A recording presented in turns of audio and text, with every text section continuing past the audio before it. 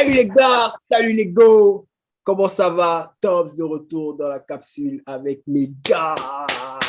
Donc, comment les gars, ça va? Ça va ou quoi? Déjà, on va commencer par dire félicitations à Léo. Son équipe a gagné le championnat NBA. TSW, man! Vous allez manger ça à la sauce curry, les gars. Ça va aller. Il a échappé au piège. Ça va aller, ça va aller. On piste l'année prochaine. Vous remissez l'année prochaine. Ouais.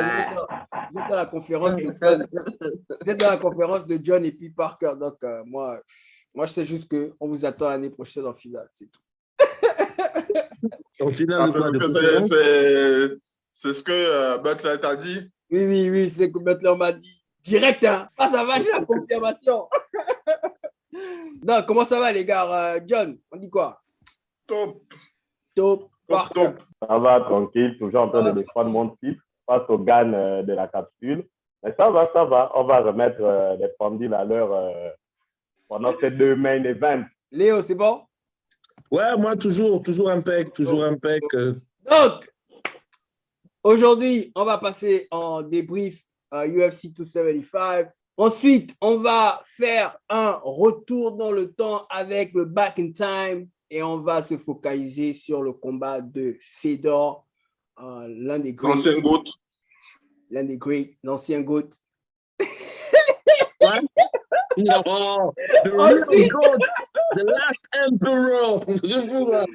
On va se voir.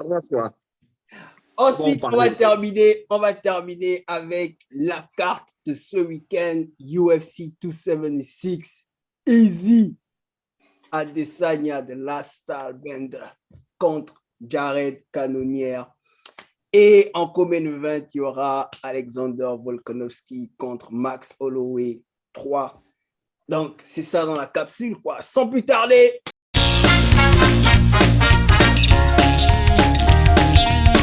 Let's go, les gars. UFC 275. Donc, Samouraï. Jiri Prochazka.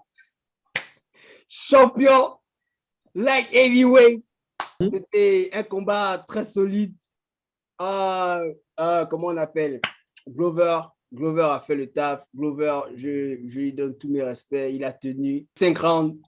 C'était chaud. Le combat était un roller coaster pas possible. Des retournements de situation. Quand tu te dis que Glover va gagner, non, Jiri revient. Tu te dis que Jiri va le mettre KO, non, Glover tient. C'était fou, les gars. Qu'est-ce que vous avez retenu? On commence avec Parker. Tout d'abord, j'ai retenu que Jiri n'est pas aussi bon que ça. Effectivement, après avoir visionné ce combat, Jiri n'est pas aussi bon que ça. Il va se faire prendre. J'aimerais bien un deuxième combat contre Glover parce que on a montré ces trucs de la garde toujours ouverte et la garde basse là. Et Jiri, il va se faire piéger. Même par, je vais être dur, mais même par un no-name. Parce que ce truc de baisser la garde là, man, ce qu'il a encaissé, oui, le menton a tenu, mais Glover ne cognait pas peut-être assez dur. Et sa victoire est vraiment sur un coup de chance. Pour moi, honnêtement, c'était limite un coup de chance. Parce que si on partait même à la décision, il perdait le combat là. Et je pense peut-être même à la décision unanime. Mais oui, même quand tu combats, tu pousses l'autre à l'erreur. Il a poussé Glover. Une petite erreur, allez, mission, c'est passé. Sinon, le champion doit prouver qu'il est champion. Moi, je demande un deuxième combat contre Glover. Et maintenant, s'il est un Glover, et oui, où il le domine, même si c'est à la décision, on va dire enfin, oui, c'est le champ. Parce que là, il est contesté. Hein. Honnêtement, j'ai regardé aussi les réactions. Ouais, le vieux s'est battu. Et à la fin, pourtant, j'avais parié sur lui dans la capsule, mais à la fin, je voulais que le vieux gagne parce que j'ai dit, mec, je m'attendais à ce que tout monte sur lui comme une brute et tout. On l'a mené au sol. Et c'est tout. C'est un peu ce dont Johan disait. il faut qu'on fasse un mea culpa parce que nous tous, on a pronostiqué Iri par KO. Et ce n'est pas ce qui s'est passé. On pensait que Iri allait marcher sur lui, mais bon, le vieux Glover a tenu la route. Donc, qui d'autre qui passe? Léo? Écoute, je suis assez en accord avec une grande partie de l'analyse de Parker, même si je pense plutôt que il y a eu plus de suffisance que de problèmes stratégiques, en fait. Moi, je pense qu'à un moment donné, juste avant, on a tous pensé, comme nous, on a pensé que Glover était mort. Je pense que dans le monde du MMA, et même parmi les nouveaux, c'est ce que les gens se sont dit. Parce qu'à un moment donné, comme Parker l'a dit, la garde, elle était basse, mais je n'ai pas compris pourquoi il ne s'est pas remis en question et essayer plutôt de mettre une garde haute. Parce que si tu regardes vraisemblablement ses entraînements, il fait moi, ce que ses entraînements que je vois, c'est plutôt style karaté Kyokushin, où avec un karaté Kyokushin, tu as une garde en fait. Hein. Tu as une garde et même dans ses entraînements, tu sens qu'il a la garde. Et je n'ai pas compris pourquoi il ne l'a pas remonté. Moi, je pense qu'à un moment donné, il y a eu un sursaut d'orgueil où il a dû se dire ma stratégie, c'était de le battre comme ça. Même si je le touche, à un moment donné, il va y avoir la faille, je vais aller jusqu'au bout comme ça. Et au final, ne voyant pas la faille, bah, il a dû se contenter de partir en soumission. Et là où je pense qu'il a été plus fort que Glover, c'est qu'il a été plus lucide. Tu vois, du fait de sa jeunesse, il a été plus lucide. Moi, je ne dirais pas que je ferais un mea culpa par rapport à Glover Teixeira. Parce que pour moi, ce n'est pas Glover qui a été surpuissant ou qui s'est surpassé. Pour moi, Jiri a été suffisant. Et je pense que c'est bien fait pour lui. Parce que comme Parker l'a dit, il va devoir prouver que c'est lui le champion. Et s'il veut prouver que ça soit le champion, il faut que ce combat-là fasse émettre une remise en question dans son cerveau. Je pense qu'il sera plus prudent lors de son prochain combat. C'était la même chose avec Izzy. Aujourd'hui, Izzy ne combat pas comme au départ. Quand il a commencé à être touché, il a changé. Donc, voilà, je pense qu'il devrait s'améliorer, en fait. OK. John? Moi, je fais le mea culpa, en fait. Pourquoi? Parce que on savait que Iri allait combattre garde basse. On savait, en fait, que lui, il avance. Quand tu regardes le combat contre Reyes, il a encaissé des missiles et c'est un mec, en fait, qui avance. Par contre, moi, ce qui m'a surpris, c'est que Teixeira a tenu, en fait. C'est même pas qu'il soit allé au sol parce qu'on savait que ça allait se passer comme ça. On savait que les takedowns allaient arriver, mais c'est le fait qu'il ait tenu sur les patates qu'il prenait et il a échangé debout, en fait. Yeah. Il ne s'est pas dit, bon, le gars, on va parler debout, on va aller au sol forcément. C'est qu'il a échangé debout et il a mis en danger à plusieurs reprises debout. Moi, c'est ce qui m'a surpris. Et quand ils sont allés au sol, il n'a pas forcément cherché la soumission, c'est qu'il a allumé au sol. Par contre, à la fin, c'est là où je n'ai pas compris, c'est que, et c'est peut-être, pour moi, je mets ça sur le compte d'un manque de lucidité. Le mec était super fatigué, c'est qu'il prend, il reste 20 ou 30 secondes. Donc, il suffit de garder le gars au sol et tu gagnes ton combat. Tu vas chercher la soumission. Bon, je comprends le panache. Peut-être que tu as le biais de la soumission. Si derrière, tu as le bonus, c'est pas mauvais non plus. Mais il reste 30 secondes. Donc, tu peux jouer la sécurité, en fait. Et il va chercher quelque chose, une soumission qui se retourne contre lui. Parce qu'il faut la lucidité, en fait, à 30 secondes d'aller soumettre un expert du sol. Parce que c'est ce que Glover est. Il faut avoir cette lucidité-là. Mais moi, je veux revoir avec les gars qu'il y a derrière. Là, non, moi, je préfère voir un second combat. Parce que derrière… C'est vrai que dans la division, la division est un peu dry, je veux dire. Il n'y a pas. Le pas n'est pas là. Il n'est plus là. C'est ça, en fait. Mais bon, moi, je me disais, c'est vrai, sa façon unorthodoxe de combattre va lui poser des problèmes. Mais si l'alignement qui arrive, c'est Glover et ensuite Blachowicz, je me dis, bon, il va défendre son titre pendant les 2 prochains combats. Parce que si c'est Glover d'abord, ou bien si c'est Blachowicz et puis Glover, Les deux là, il les allume. Erwan, moi, je suis moins catégorique par rapport à Blachowicz. Hein. C'est là, c'est pour ça que c'est ce que j'allais dire. Moins Le Polish catégorique parce Power, que, hein. Ouais, parce ouais, qu'on c'est a, ça. on a un puncher. Hein. Ouais, mais oui, bon, Mhm. après contre Rakic, si tu vois même contre Rakic, on a un puncher, c'est vrai, mais le combat contre Rakic, il le gagne, mais c'est pas lui qui le gagne, le combat, tu vois. Normalement, il est en train de perdre le premier round, il est en train de perdre. Le deuxième round, c'est Rakic qui se fait mal. Et puis le combat s'arrête, on lui donne la victoire. Mais bon. Non, on ne lui donne pas Really? la victoire. Le combat s'arrête. Tu Bon, sais, le gars est blessé. On va pas. tu sais Le gars vraiment est blessé, le gars est moi je blessé. vois là? Sincèrement, tu vois qui je vois là? Qui? Je vois quelqu'un de plus aguerri qui a déjà perdu à la décision. Je vois un Easy, moi. Ouais, bon, si Izzy monte, c'est un style de combat qui fit la façon de se battre d'Izzy, en fait. Moi, je pense que Easy, Izzy a ses chances de gagner, là. Easy, lui, il va d'abord attendre. Maintenant, pour rebondir concernant ce que Erwan a dit, il s'appelle comment? Ran contre Jiri. Jiri va win.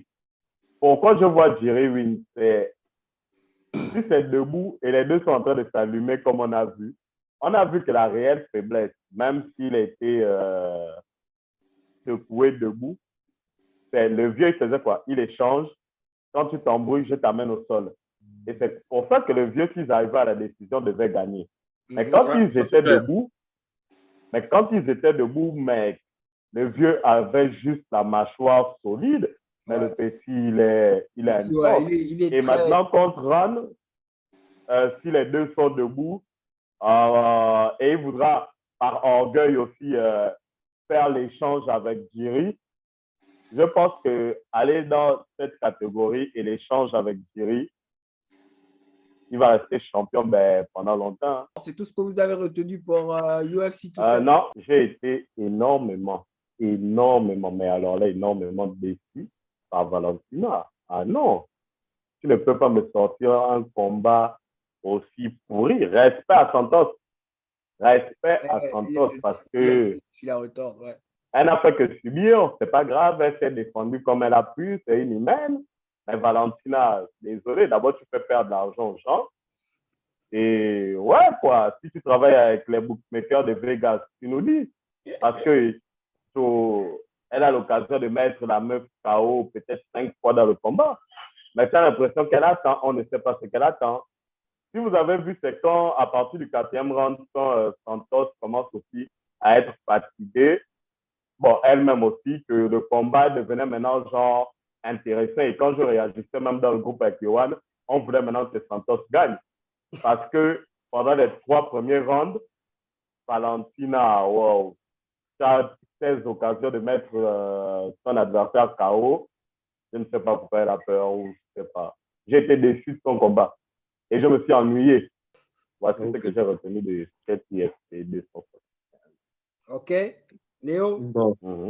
Bah, écoute, moi, je n'ai pas été surpris que ça aille la décision parce que, rappelez-vous, je vous avais quand même dit que Santos se défendait. Même si je ne la voyais pas gagner, elle se défendait. Maintenant, je pense surtout que Valentina, elle a des doutes sur les Brésiliennes parce que ces combats perdus contre Nunes, je pense que ça l'a marqué. Et en face d'elle, elle avait à peu près le même type de personne, un peu moins fort, on va dire ça.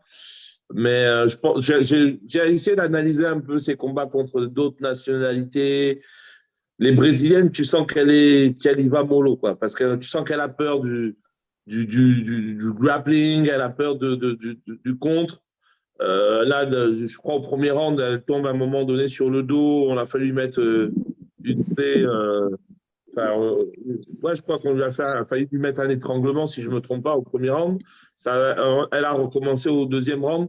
Je pense elle a plutôt combattu en mode gestion, selon moi. Et c'est vrai que moi aussi, j'étais un peu déçu parce que elle a tellement bien géré que normalement, au troisième round, si elle voulait gérer longtemps, troisième round, elle mettait KO, tu vois. Ouais. Mais à un moment donné, quand tu gères KO et que le troisième round arrive, tu laisses l'opportunité à ton adversaire de se dire « Ah, ben putain, j'ai mes chances. » Tu vois. Et après, ça devient compliqué à gérer. Donc oui, voilà, moi ce que je retiens de ça, c'est une particularité que j'ai vue avec Shevchenko. J'ai l'impression qu'avec les Brésiliennes, elle est plus dans la retenue, dans la prudence, on va dire. Voilà. Ouais. John, tu as retenu quoi de UFC 275? Valentina a été mise en danger, mais vraiment. C'est-à-dire que je ne parle même pas de le fait de se faire emmener au sol à plusieurs reprises comme ça, de se faire prendre le dos. Tu ne vas pas faire ça avec tout le monde. Par contre, là où Talia, par rapport à la position qu'elle avait, elle aurait pu faire plus de dommages. Et pour moi, ça a été ça l'erreur, en fait, parce qu'on en parlait dans les commentaires. C'est que la nana, en fait, Valentina ne subissait pas véritablement de dommages par rapport à la position inconfortable dans laquelle elle était. Donc, c'était plus en mode une guerre de bras, j'essaie de gérer les bras. Et Valentina a réussi à empêcher, en fait, la nana de travailler parce qu'il y avait des coups qui pouvaient partir de manière un peu plus violente. Par contre, le coup, elle s'est fait quand même prendre le coup à quelques reprises. Ouais. Il faut faire très, très attention. Très, très attention parce que Pourquoi? Il y a d'autres goals qui ne laissent pas passer. Donc, on va rappeler les paris. Donc, Parker avait pronostiqué Jiri par KO, il marque 1 point. Valentina par KO, il marque 1 point. Et Johanna, la décision, il marque 0 point. Donc, en tout, il marque 2 points. Erwan avait pronostiqué Jiri par KO, il marque 1 point. Valentina par KO, il marque 1 point. Zhang par KO, il marque 2 points. Donc, en tout, il marque 4 points. On a Johan qui avait pronostiqué Zhang à la décision. Il marque 1 point. Valentina à la décision, il marque 2 points. Et Teixeira par la soumission, il marque 0 point. Donc, en tout, il marque 3 points. John a pronostiqué Johanna à la décision, 0 point. Valentina KO, 1 point. Et Jiri KO, 1 point. Donc, il marque 2 points. Et Léo a pronostiqué Johanna, soumission, 0. Valentina KO, 1 point. Et Jiri KO, 1 point. Donc, ça fait Léo marque 2 points. Rappel sport, total.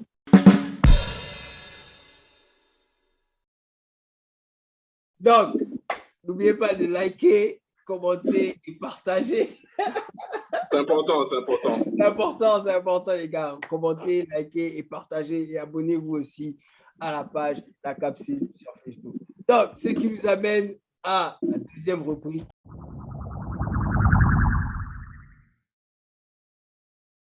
Retour dans le temps, back in time, et on se focalise sur Fedor. L'ancien GOAT. Arrête ça. Avant Arrête que le ça. GOAT ne soit Arrête ça. Fedor Emelianenko. C'est quand même un total de 47 combats, 40 victoires, 16 knockouts, 15 soumissions et seulement 6 défaites. Et on va aussi rappeler que Fedor combattait en heavyweight, catégorie heavyweight. Et aujourd'hui, on va se focaliser sur son combat contre Kevin Randleman. Donc, les gars, on va faire honneur aux fans de Fedor. Léo. Écoutez, moi, c'est simple. Hein. J'ai commencé à apprécier le MMA avec Fedor Emelianenko. J'étais un boxeur à la base. Moi, j'étais un pro Tyson. Tyson, c'était moi le GOAT de la boxe, même si je sais qu'il y en a certains qui n'auront pas le même avis que moi, mais je le conçois. Et quand j'ai vu Fedor Emelianenko, le MMA, c'est devenu une passion, en fait. Parce que ce gars-là a montré plusieurs choses dans tous ses combats. C'est la froideur, le sang-froid qu'il avait et sa capacité à ne pas souffrir. Et c'est ce que je retiens du combat contre Kevin Randleman. Pourquoi j'ai choisi ce combat-là? Parce que non seulement Kevin Randleman est mort aujourd'hui, c'est une façon de lui rendre un peu hommage et de parler de lui, mais c'est surtout parce qu'un renversement de situation comme il y a eu lieu ce jour-là, je ne sais pas si on en a vu beaucoup au MMA. Je ne sais pas si après un combat de comment il s'appelle, de Wolf, Rampage, quand il met des takedowns, les gens arrivent à se relever. Je ne sais pas si dans ce genre de position, vous avez déjà vu quelque chose. Et moi, ce qui m'a marqué, c'est le sang-froid, la souplesse, le calme, toujours très concentré dans sa stratégie pour en arriver à terminer en finition. Voilà pourquoi je voulais qu'on parle de ce combat-là dans Back in Time, parce que pour moi, c'est un des combats dont je peux me souvenir. Pas parce que c'est Fedor, hein, c'est vrai, on ne va pas se mentir. Fedor, pour moi, c'est le GOAT. Et je dis bien pour moi, tu vois, je ne vais pas généraliser pour faire parler d'autres personnes. Et voilà, pour moi, Fedor, c'est le GOAT. Mais ce jour-là, il a montré au monde entier, et c'est ce jour-là que j'ai su que lui, là, personne ne peut. À son apogée, son apogée, personne n'aurait pu. Parce que faire ce qu'il a fait, se faire slammer, parce que ce n'est pas un slam peu slam, hein. C'est Kevin Randleman le soulève, lui-même il saute. Hein. Ouais. Quand Randleman lui-même il prend l'élan, hein, il saute, il tombe avec l'élément, boum. Je regarde le combat en même temps, pour vous dire, j'ai le truc sous les yeux. Boum. J'ai regardé la nuque, je me suis dit là, il est mort. Je me suis même dit que Kevin Randleman devait être disqualifié parce qu'il est vraiment tombé sur la nuque. Et derrière, j'ai l'impression que le mec, il n'a rien eu. Boum, il se remue, il remonte, prise de Kimura, fin du match. À ce moment-là, j'ai su que Fedor allait aller loin. Et c'est ce qui s'est passé. Voilà. C'est un retournement de situation dingue parce qu'il se fait. Il a les deux premières actions de Randleman, il est réussi. 2 tentatives de takedown. Et là, tu te dis, bon, Fedor est en difficulté, quoi. Surtout le deuxième takedown, tu as l'impression de regarder, je ne sais pas, WWE. Oui. Moi, j'ai pensé à Batista Bombe. Direct. Ouais. John. En fait, ce combat-là, je pense que ça fait partie des premières vidéos. Parce que le combat, il a eu en 2004. Et moi, je regarde des vidéos de ce combat peut-être 2-3 ans après. Et je me souviens, à l'époque, on était au cyber de la fac. Et on pionçait là-bas le soir pour regarder les vidéos à l'époque sur Dailymotion. Et moi, ce qui m'impressionne en fait avec ce truc-là, c'est ce que tu viens de dire, c'est que quand tu prends ce genre de slam, ta respiration s'arrête. Tu as pris l'exemple d'un autre spécialiste, Rampage. Et c'était contre qui qu'il avait soulevé? Quel gars qu'il avait soulevé, il avait claqué au sol comme ça, c'était... Ricardo Arona. Ouais. Il a décollé, il a claqué au sol. Le mec, tu tombes dans les pommes. Ça, c'est même pas un truc. Et ça, c'est quand tu tombes sur le dos. Or, lui ne tombe pas sur le dos, il tombe sur la nuque. Et tu te dis, en fait, les cervicales de ce gars-là sont faites de quelle matière? Parce que après ça, on doit te faire un check-up, on doit faire quelque chose. Et derrière, l'adamantium. Derrière, renversement, et tu places une Kimura. Et Fedor, en fait, c'est... Avant toute discussion, peut-être on aura un podcast là-dessus plus tard.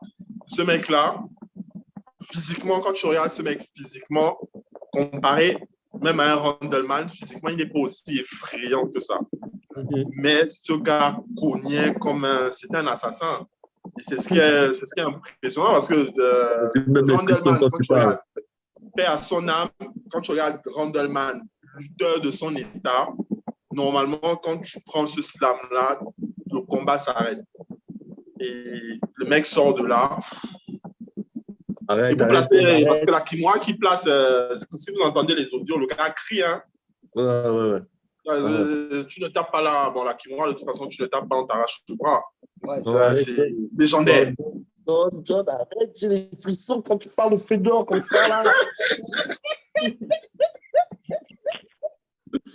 Regarde, tu sais pas comment.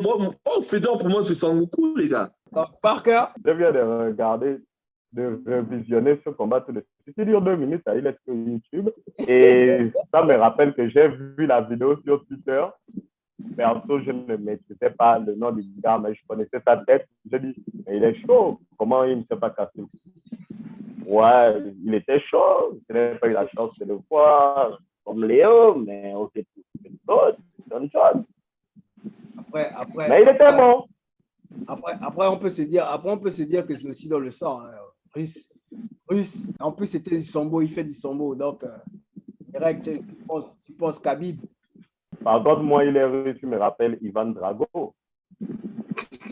Non, mais blague à part, ce qu'il dit par rapport à son sang-froid, son regard. Regarde le regard. Ouais. Ouais, en fait, son regard, il est froid, mais Ivan Drago a perdu contre Rocky. Regarde le screenshot. Tu n'as pas encore fait le parallèle. Juste à titre informel, Fedor Emelianenko a frappé tous les mecs qui sont devenus champions de l'UFC. Nogueira, Coleman, Handelman, il les a tous frappés. Et Nogueira 3 fois, Procop, tout ça. Donc arrêtez-moi avec vos gouttes aujourd'hui, là, vos gouttes, machin. Ils sont venus. Je te dis quoi? À un moment donné, bon, ça c'est de la paranoïa peut-être, hein, mais moi je me suis dit à un moment donné, ils ont fait évoluer les règles pour éviter que Fedor gagne tout le temps. Parce que tu sais qu'ils ont fait évoluer les règles. Avant, il y avait le pénalty, mon gars. Avant, il y avait le pénalty. Non, mais Fedor, il n'y avait pas que les Fedor qui utilisaient le pénalty. Comment il s'appelle? Mais c'était un champion. Le chien fou. Ça, Silva, Vanderlei. Vanderlei, Silva. Lui-même, c'était des écrasements de tête aussi qu'il faisait. Hein. Et puis en UFC, je trouve, et là, vous n'allez peut-être pas me contredire, mais en UFC, je trouve que les arbitres, par moments, interviennent trop rapidement. Ouais, mais après. Oh, la santé, Léo. Attends, la santé, tout. Ça dépend pour Dana... Non, mais déjà que Dana ne paye pas bien les gens, vous n'allez pas vouloir maintenant qu'on meurt tu sur penses le... qu'ils ont payé mieux? Ce n'est pas ça. Ce n'est pas ça le sujet. Ils agissent parce que déjà que Dana ne veut pas payer les frangins. Regarde Ganou, il ne veut plus se battre à cause de ça. Il pense que les coups de poing font mal, hein, mec. Bon, en toute objectivité, Kevin Randleman, Fedor Emelianenko, le combat là, l'arbitre, il n'arrête pas. C'est sûr que maintenant, les arbitres aujourd'hui, ils n'arrêtent pas le combat. Non, tu sais pourquoi je dis non? Parce que Fedor, quand il tombe, il n'est pas dans les pommes. Ouais. C'est vrai que le coup, c'est particulier, mais quand il tombe, en fait, le gars derrière, il se remet en position pour renverser. Donc, c'est ce qui peut... Tu as raison. Mais je vais te contredire avec un combat. Je pense qu'on a tous commenté sur Facebook il n'y a pas longtemps. Je crois que c'est un combat de boxe où le mec qui domine, hein, c'est lui qui mène. Mais il a pris juste un mauvais coup, tu vois. Il a pris juste un mauvais coup. Il était lucide, hein, il a continué. Mais le mec, à un moment donné, tu as l'impression l'arbitre n'a pas arrêté le combat. Et le gars continue à frapper. D'un seul coup, il se tourne vers l'arbitre et il va frapper l'arbitre. En fait, on n'a pas le coup qu'il a pris, là, carrément, fait perdre. Tu n'as pas vu le combat, là, Erwan? Oui, le Sud-Africain, là. Voilà, le Sud-Africain, là. Tu vois, normalement, quand tu prends un mauvais coup, normalement, en tant qu'arbitre, tu dois d'abord sécuriser le truc. Tu vois? Et moi, je pense que la façon dont l'UFC est faite, ce combat-là, on aurait mis, soit on aurait mis un stop pour vérifier, soit ils auraient arrêté. Parce qu'il y a des. Mais tu as raison, il y a certains arbitres qui mettent trop de temps. Oui, ça arrive, en fait, dessus, en fait, il faut qu'il y ait une sorte d'unanimité pour savoir comment gérer ça. Parce que je pense à un autre combat, celui de. Quand Silva, Anderson se fait voler en Angleterre là, face à Bisping. Bisping, à un moment donné, est dans les vapes. Et Silva pense qu'il a gagné le combat. Il va même monter sur les trucs et tout. Jusqu'à ce qu'on lui dise mais Tip, on n'a jamais arrêté le combat. Pourtant, en fait, il a vu le gars tituber. Il s'est dit non, c'est fini. Je l'ai mis dans. Donc, il faut qu'il y ait un consensus en fait dans la manière de gérer certains combats. Donc, c'était la rubrique Back in Time, focus sur Fedor. grand champion. Les prémices du podcast sur le GOAT. C'est des prémices aujourd'hui. Donc, Et puis, le GOAT, c'était Roche. après c'est quand même, bon, il est quand même considéré comme l'un des GOAT. Il est le GOAT. Il est l'un des GOAT. Écoutez les autres combattants du MMA parler de lui, vous allez entendre. C'est le Non, on est au courant. D'accord. Ce qui nous amène à la carte de cette semaine.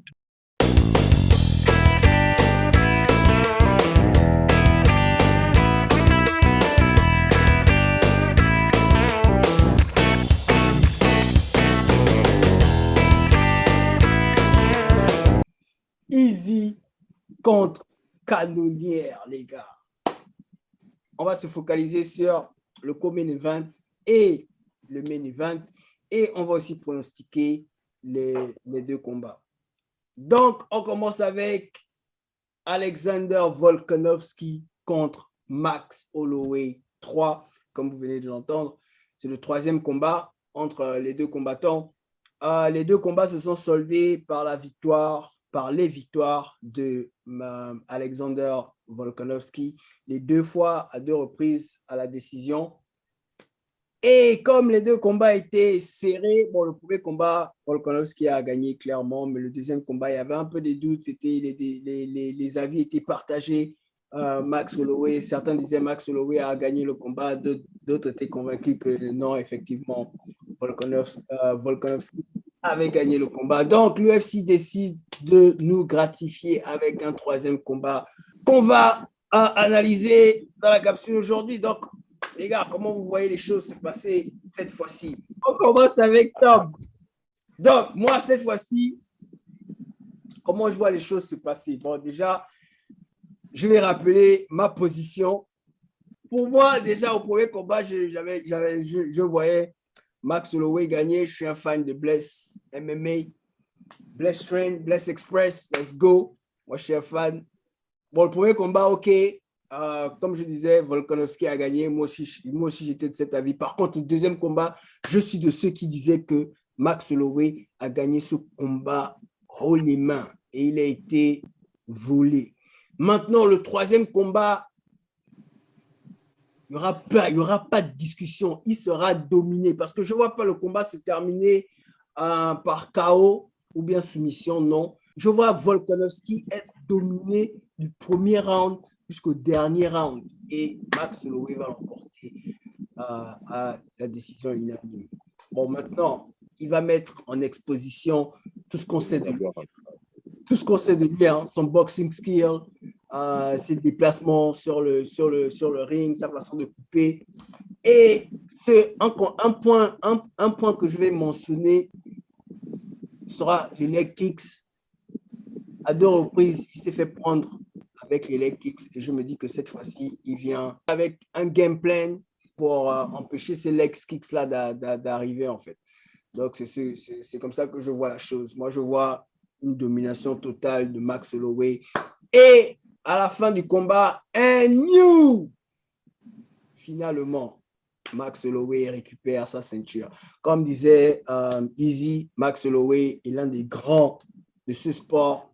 C'est impensable qu'il n'ait pas encore de ceinture jusqu'à présent. C'est impensable. Donc, cette fois-ci, c'est la bonne. Max Holloway prend sa ceinture. Qui prend? Next. Encore.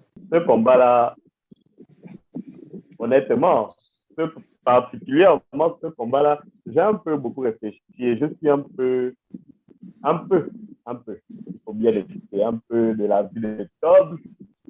Je vois Max faire un hold-up, mais il n'y a jamais 203. Il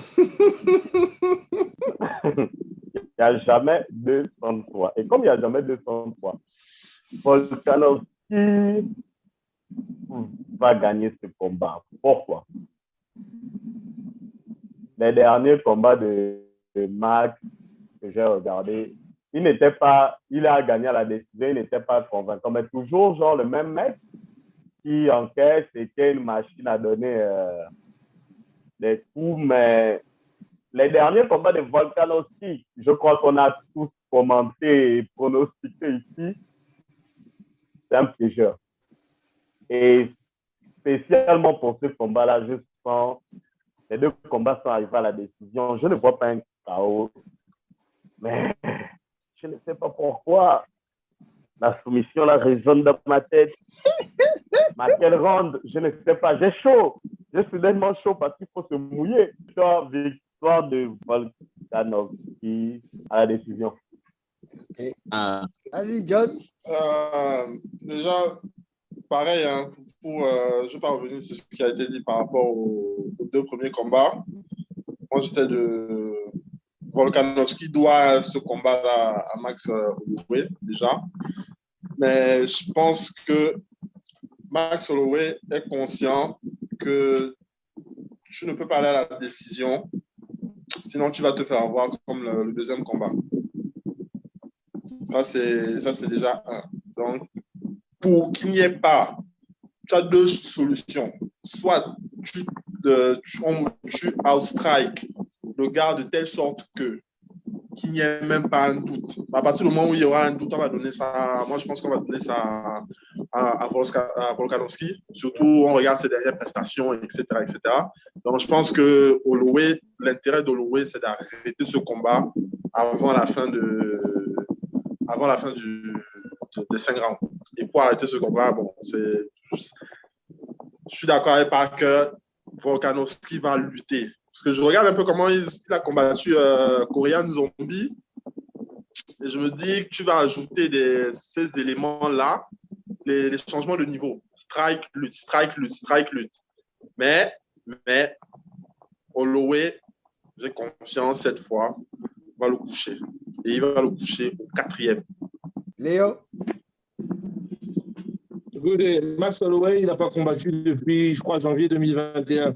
Il a eu le temps de voir comment Volkanovski se débrouillait, entre guillemets. Il a vu certainement ses derniers combats. Il est sorti de ce dernier combat avec une certaine haine, que la décision était partagée.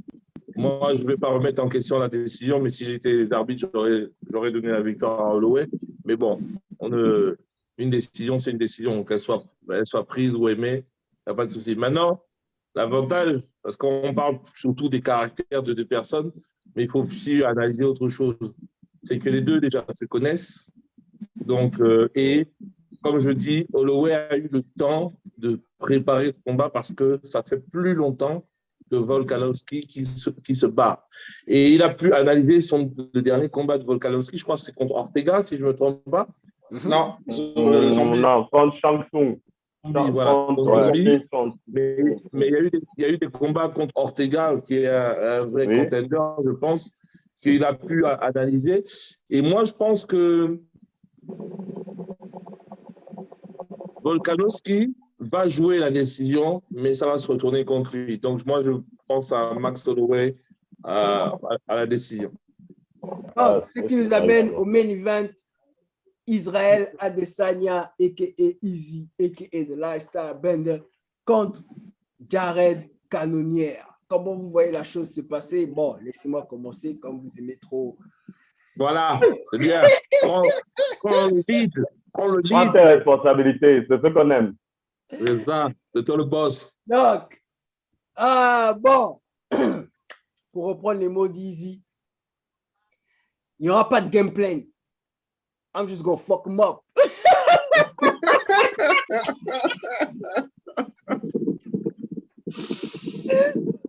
Attention à la suffisance, Izzy. Donc, en fait, j'ai passé mon temps à écouter Easy parler de ce combat. Bon, ce que je retiens, c'est que, bon, il y a déjà une chose. J'aime pas le fait qu'Easy parle de Pereira, parce que je me dis que, bon, man, tu vas affronter Cannonier. Bon, c'est vrai, Cannonier, c'est quelqu'un qui a tendance à laisser le combat venir à lui, mais il sonne. Cannonier sonne. Il revient de poids lourd. Cannonier a été un poids lourd à un moment donné de sa vie. Mais le fait qu'il porte trop son attention à Pereira me laisse savoir que, bon, peut-être qu'il n'est pas trop concentré, ou bien Pereira a des real estate dans sa tête ou un truc comme ça. Mais bon, pour Cannonier, j'ai comme l'impression que Easy veut prouver quelque chose parce que les deux derniers combats de Easy, Bon, il a gagné à la décision. Donc, il n'a pas fait trop de statements. Et je pense que là, il vient avec en tête l'envie d'envoyer un message à la division, en fait, que le King, c'est toujours moi le King de cette division, amenez qui vous voulez, surtout à Pereira, tu vois. C'est moi le King. Il m'a tapé 2 fois, mais c'était en kickboxing. Là, on est dans mon monde, c'est le MMA. Et regarde bien le combat et regarde bien ce que je vais faire à Canonnière. Voilà pourquoi je me dis que là, je pense à 2 choses. Soit Easy, comme il a dit, là je reprends juste les propos de Easy. Hein. Easy va le choke, bien Easy va le knock-out. Là je suis encore en train d'hésiter entre la soumission et le KO et je donnerai mon Sans pronostic après analyse. Voilà. Mais ce que je sais, c'est que Easy va gagner et ce ne sera pas la décision. Ok. Moi, je me mouille. Moi, je ne suis pas dedans. Dans ce combat, pour moi, il n'y aura même pas de surprise. Pourquoi? Après, vous savez que nous préparons nos capsules. Nous ne sommes pas comme certains. Le dénominateur commun de ces 2 gars-là, c'est Whittaker. Pourquoi je dis le dénominateur commun des 2, c'est Whittaker? Whittaker, il a affronté, quand il affronte, comment il s'appelle? Israël, il est sur son premier combat. Il est sur 9 victoires consécutives. Israël l'éteint. Quand il revient pour affronter Israël, il est sur 3 victoires consécutives. Mais parmi ces victoires-là, on a une petite victime qui s'appelle Canonnier, qui est dans sa wishlist. Donc, Canonnier arrive, ouais, je crois qu'il a 2 victoires parce que, attendez, j'ai des notes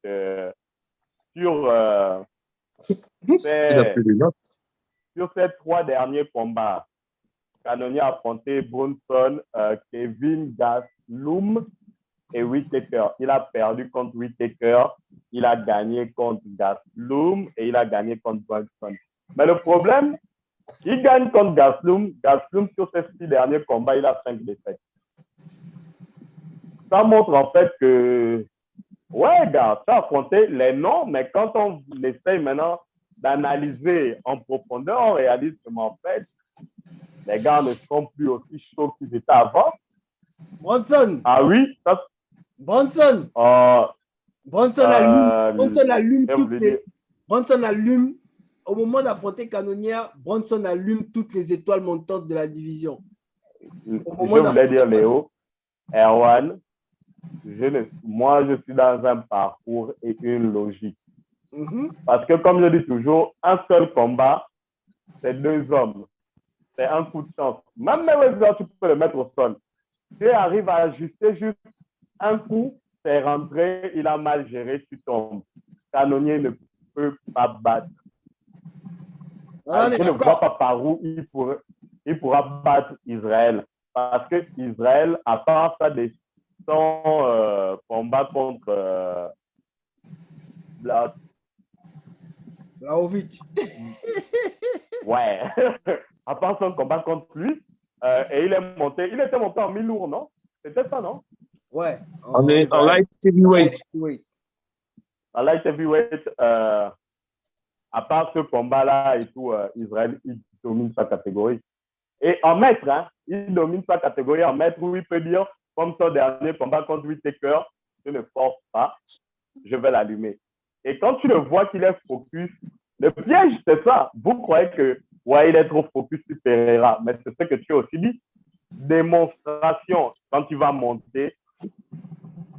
Je le voyais à la décision, mais je pense qu'il va mettre un KO, peut-être 5e round.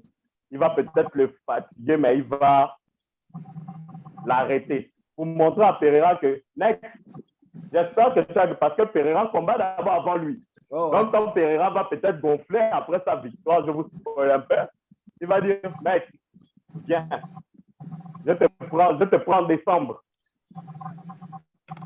Ouais, Easy KO, pronostic, donc Easy KO, 5e round. Même si je le vois arrêter ça bien avant, mais je vais essayer de jouer la sécurité. 5e. 5e. Easy. John. C'est bon? Bon, pour répondre à Léo sur la suffisance de Easy, je pense pas que Easy soit qui fasse preuve de suffisance pour le coup. Le gars, il est très. J'ai regardé un peu les vidéos UFC d'avant. Comment ils appellent même ça? Bref, les vidéos du UFC d'avant combat, là, j'ai regardé ça. Le gars, il est très concentré et il a dit, il reconnaît le talent de Cannonier. Il dit juste que ce ne sera pas assez.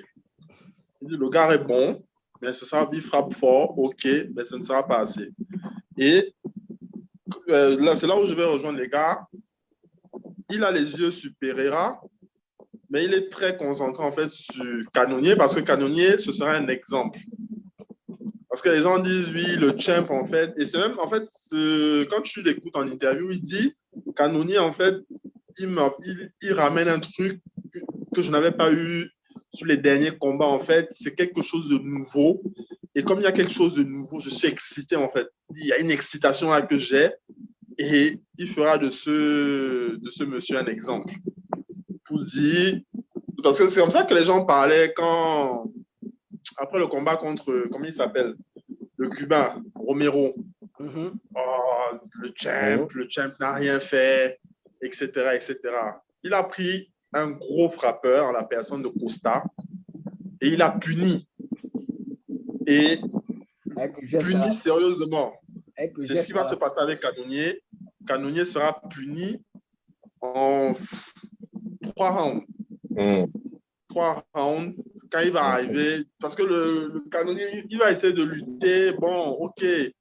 Face à Bronson, il s'est fait toucher. Il est allé au sol. Et c'était Bronson. Bon, sans lui manquer de respect. Face à Easy, il t'arrive ce genre de bricole, tu ne vas pas survivre. Donc, je pense que ça va être un peu ce qu'il y a eu contre Costa. Un mélange de ce qu'il y a eu contre Costa et l'autre Italien là, Vettori. Précision, le garde à distance, précision, le garde à distance, précision, le garde à distance. Une fois que le gars commence à être fatigué là, etc., allez, on couche. Donc, 3e round KO. Je vais répondre quand je parlais de suffisance, c'était avant le pseudo-combat où il s'est fait toucher. C'est-à-dire avant le premier combat contre Whittaker, parce que contre Whittaker, le premier combat, il se fait toucher. Ensuite, quand il y a El Romero, je ne vais pas trop comparer Romero à Cannonier parce que Romero, c'est un Cubain. Les Cubains ont la réputation d'être assez techniques dans ce qu'ils font. Donc, c'est un bon encaisseur. Il a été très technique. Je ne vois pas j'arrête Cannonier comme quelqu'un de technique. Je vois quelqu'un, un gros puncher qui a gardé son punch de poids lourd, hein, parce qu'il était vraiment gros à un moment donné. Ouais, il était à plus de 130. Hein. Ouais, il était comme moi. Il était vraiment comme moi à 130. Voilà. Et non, en fait, là, moi, je ne dirais pas qu'il sera suffisant. Je pense que là, il va chercher, comme vous l'avez dit, à montrer sa toute-puissance. Et contrairement à ce qu'il a fait avec Vettori, parce que moi, je trouve que les combats, par exemple, contre Vettori, c'est voilà, bon, c'est un petit que j'aime bien, il est vaillant, bon, je vais le tenir à distance, je vais le fatiguer, je vais m'amuser avec lui, je vais aller à la décision, tu vois. Je m'entraîne, c'est mon sparring partner, parce que franchement, Vettori, c'est ça. Moi, tu m'as un peu volé mon ressenti parce que je voulais dire KO au 3e round, mais je pense qu'il va vouloir, justement, comme Parker a montrer sa véracité à Pereira. Comme Pereira aura certainement combattu avant et certainement Pereira va le call-out, je sens que premier round, il va gérer, il va voir un peu la distance. Et 2e round, il va mettre les choses en action. Parce qu'il a quand même 1m93, l'autre a 1m80. 13 cm de différence. 7 cm d'allonge de plus pour Adesanya. Déjà qu'il a des longues jambes. Il va falloir que Cannonier, pour s'approcher d'Adesanya, il va falloir qu'il rentre dans sa zone. Yeah. Et vous savez que pour rentrer dans la zone d'Adesanya, c'est compliqué, hein, les gars. C'est compliqué. Donc, je pense que le premier round, Adesanya va tourner, va gérer pour repérer la faille. Et moi, je dis un KO au deuxième round. Et je peux même rajouter un truc, si vous voulez. Si vous me l'accordez, vous ne me le comptez pas comme point. Hein. Je vois même le KO de la nuit. Le KO, ouais? Le KO de quand? Ouais. KO de l'année. De la nuit? Le KO de l'année. Non, pas de l'année. Si tu veux, le KO du soir, quoi. Du soir. Oh, ok. Ok. Fight of the night. Yeah. Donc, j'ai Max Holloway à la décision et Israël Adesanya. Les gars, le combat n'arrive pas au deuxième round. Ok. Donc, toi, c'est le premier round. Hein? Israël Adesanya, KO au premier round, mais vers la fin du premier round. Ça, c'est pour moi. Volkanovski gagner ce combat à la décision et Israël victoire par KO au 5e round. Holloway, 4e, KO. Et Adesanya, KO, 3e. Ok. Nio? Holloway, décision. Adesanya, KO, 2e. Ok. Donc, on arrive au terme de l'émission et on veut vous rappeler, les gars, partagez, commentez, likez. On veut aussi savoir vos pronostics, comment vous voyez les choses se passer durant UFC 275. Et c'est comme ça, chacun dit où on peut se trouver. Bon, les gars, moi, c'est les Scientifoot 2, nouvelle admin. Voilà, on prépare la rentrée avec JSW et l'OM. Let's go! Vous allez plus me retrouver avec la GATFC parce que j'ai décidé de laisser la place aux jeunes. Et donc, l'équipe de foot de la GATFC, je laisse d'abord pour me concentrer sur ma reprise, mes entraînements, parce que je vais reprendre à la rentrée le karaté contact. Let's go! Et voilà, quoi. Scientifoot 2, toujours, quoi. Parker. Yes. Tranquillo Parker sur Twitter. Scientifoot 2 pour venir un peu mettre de l'eau bénite sur des commentaires pas très... vous voyez un peu, vous savez où vous me retrouvez, les gars. Et sur la capsule, comme d'habitude. C'est simple, un style. John? Scientifoot 2. Zidane, c'est votre papa. Benzema, c'est votre papa. La capsule. Voilà, tranquillement. Et qu'est-ce que j'allais dire? Likez, partagez, abonnez-vous. Parce que je vois, j'ai des éléments là qui aiment parler de sport de combat, mais... Ils n'aiment pas se mouiller. Voilà. Ronaldo Camara. Exactement. Big job. Donc, c'était ça. N'oubliez pas, abonnez-vous. La capsule, c'est tout simple. C'est la capsule sur Facebook. C'est la capsule sur Facebook. Et si vous êtes aussi passionné de fitness et si vous voulez perdre un peu de poids c'est l'été, les gars, il faut montrer les abdos. Donc, abonnez-vous sur Black Ribbon Tops. Et suivez mes tips, je poste des vidéos chaque fois. Mais sinon, c'est la capsule en avant. Et let's go, on se retrouve avant la fin du mois. UFC 277, le 30. Et oui, quoi, on va aussi passer, il y a beaucoup de combats qui se sont annoncés. Entre-temps, on a Usyk contre Joshua qui est confirmé. Et on a Usyk contre Joshua qui est confirmé. Et c'est ça, quoi. Ce sera dans la capsule prochainement. Donc, n'oubliez pas, restez câblés et peace!